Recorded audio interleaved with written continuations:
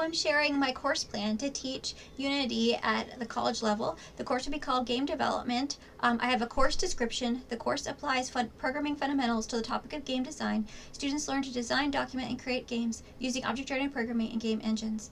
I'm thinking of using Unity Essentials. I have these career skills learned. The prerequisite would be C#, and here are the course objectives. I want to use the Unity Essentials framework, and because there are 6 missions in it, and I thought I could have one for each of the first 6 weeks, and then the last week would be about, I could talk about careers.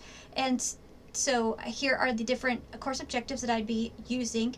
I think that it would be a 1-session course, and hopefully we could extend it to be longer for, if we were to have a second option for the courses.